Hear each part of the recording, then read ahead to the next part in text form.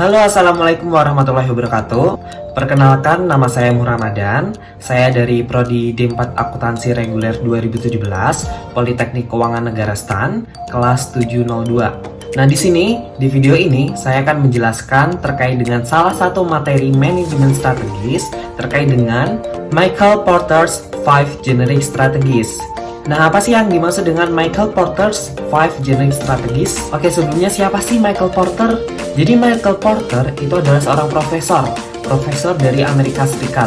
Nah, Michael Porter ini atau yang biasa kita singkat sebagai Porter, dia itu menjelaskan bagaimana sebuah perusahaan itu bisa mendapatkan keunggulan yang kompetitif dengan 3 basis. Basisnya ada 3, tapi kenapa namanya 5 Generic Strategies? Artinya kan ada 5. Nah, di sini sebenarnya dalam basis-basis itu ada tipe-tipenya. Jadi yang pertama, basis pertama itu ada cost leadership, basis yang kedua itu ada differentiation, dan basis yang ketiga itu adalah fokus. Nah, di dalam basis-basis ini ada mungkin 1 atau 2 tipe. Jadi nanti totalnya ada 5. Makanya namanya 5 generic strategies. Nah, di dalam yang pertama kan ada cost leadership. Di dalam cost leadership nanti ada 2 tipe. Nah, di differentiation itu cuma ada 1 tipe, dan yang di focus itu ada 2 tipe. Jadi totalnya ada 5. Nah, di sini di dalam buku David and David dijelaskan bagaimana Porter itu menjelaskan tipe-tipe dalam strategi suatu perusahaan. Yang pertama ada cost leadership. Nah, cost leadership itu kepemimpinan biaya. Maksudnya gimana? Jadi di cost leadership ini Porter menjelaskan bahwa suatu perusahaan itu dalam strateginya itu yang pertama dia harus menargetkan pasarnya. Pasarnya seberapa? Kalau di cost leadership ini pasarnya itu yang besar. Jadi pangsa pasarnya itu besar. Nah, di sini ada 2 tipe. Ada tipe pertama dan juga tipe kedua. Yang membedakan apa? Nah, yang tipe pertama itu dia pakainya low cost. Sedangkan yang tipe kedua itu makainya best value. Nah, bedanya apa? Bedanya untuk yang pertama itu kan dia low cost, artinya dia biaya yang rendah. Nah, di sini tipe yang pertama itu menjelaskan bahwa dia itu menggunakan harga yang paling rendah di pasar.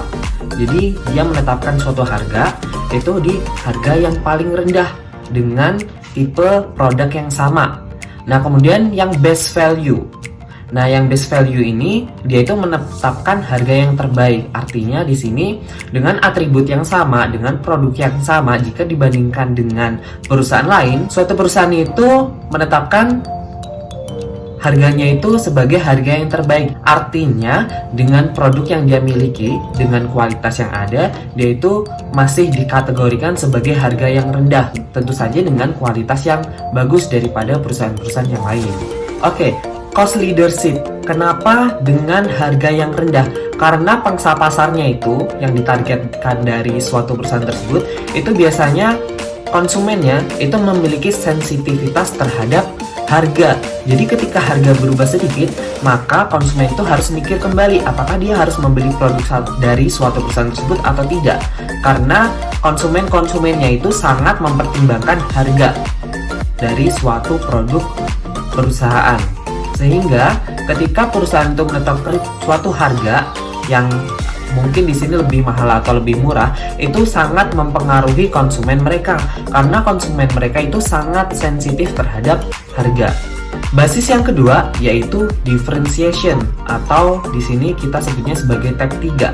Nah, apa sih differentiation? Itu artinya kan differentiation, perbedaan. Jadi, perusahaan itu menetapkan strateginya dengan cara membuat sebuah produk mereka itu berbeda daripada produk-produk yang dijual dari perusahaan lain. Jadi dia harus menciptakan inovasi terbaru bagaimana meyakinkan konsumen untuk membeli produk mereka karena produk mereka itu memiliki keunggulan yang lebih.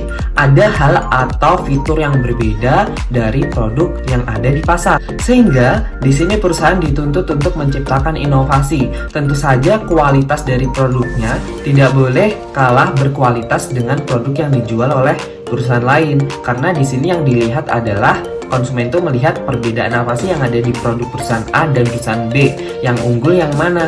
Jadi mereka mempertimbangkan fitur apa yang ada di dalam produk tersebut. Nah, untuk tipe konsumennya, itu mereka tidak sesensitif yang di cost leadership. Jadi pasarnya itu, pasar konsumennya, mereka itu bisa dikatakan bahwa dia tidak terlalu mempertimbangkan harga dalam menentukan pilihan produknya, karena yang dilihat adalah fiturnya. Kemudian basis yang ketiga adalah fokus. Nah, pangsa pasar dari fokus ini mereka lebih kecil atau lebih sedikit. Artinya di sini konsumen dari perusahaan tersebut itu tidak memiliki sensitivitas terhadap harga. Di sini perusahaan itu menyediakan produk-produk yang dibutuhkan oleh golongan atau kelompok tertentu saja. Nah, di sini ada dua tipe, yakni tipe keempat dan tipe kelima. Apa yang membedakan tipe keempat dan tipe kelima? Tipe keempat itu pangsanya kecil untuk kelompok tertentu dengan harga yang paling rendah. Sedangkan tipe yang kelima itu untuk kelompok tertentu, kelompok kecil, dan dengan harga yang terbaik. Atau biasa kita sebut sebagai type 4 untuk low cost dan type 5 untuk best value. Nah, untuk fokus ini, jadi perusahaan itu mereka berusaha bagaimana memberikan layanan yang terbaik, menyediakan fitur-fitur yang ada yang memenuhi selera dari konsumen mereka.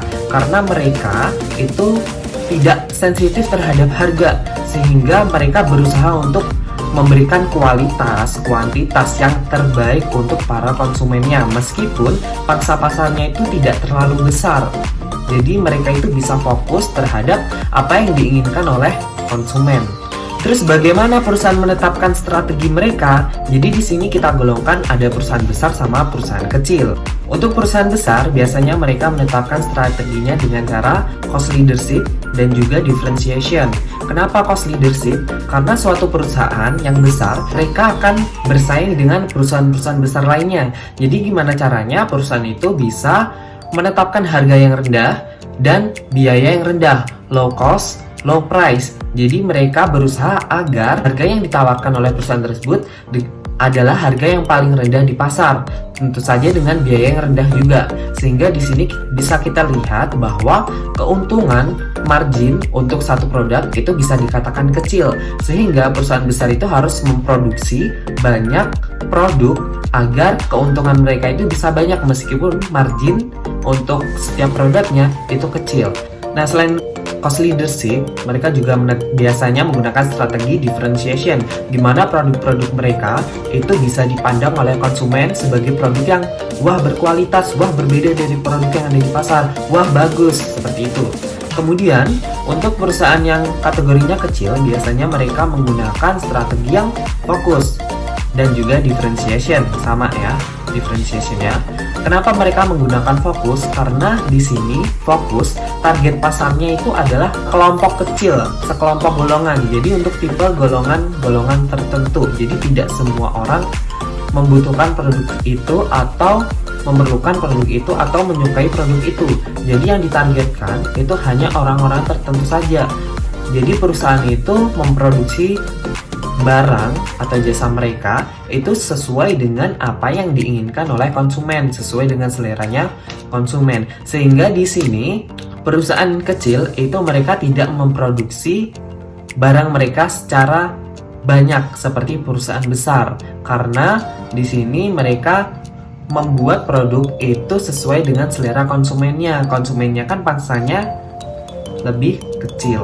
Dan kenapa tidak memakai cost leadership? Karena kita tahu bahwa cost leadership itu prinsipnya adalah marginnya kecil dengan low cost dan low price, sehingga tidak cocok apabila diterapkan oleh perusahaan yang kecil. Nah, tetapi yang perlu digarisbawahi di sini adalah apakah benar perusahaan besar pasti menggunakan tipe yang cost leadership dan differentiation, sedangkan perusahaan yang kecil itu pasti memakai fokus dan differentiation? Belum tentu. Ada faktor-faktor lain yang menyebabkan perusahaan itu mungkin tidak menggunakan tipe strategi tersebut. Seperti misalnya jenis industrinya apa? Karena setiap industri pastinya strateginya itu beda-beda, cara mengatur strateginya itu beda-beda. Kemudian ukuran dari suatu industri, ukuran perusahaan juga termasuk. Kemudian sifat persaingan dari tiap-tiap perusahaan dalam industri tersebut, karena kita juga tidak tahu bahwa kondisi pasarnya itu seperti apa. Apakah memungkinkan untuk menggunakan strategi cost leadership, differentiation, atau fokus, atau harus mengkombinasikan di antara ketiga basis tersebut. Oke, untuk lebih menggampangkan, kita sediakan gambar seperti yang ada di samping ini.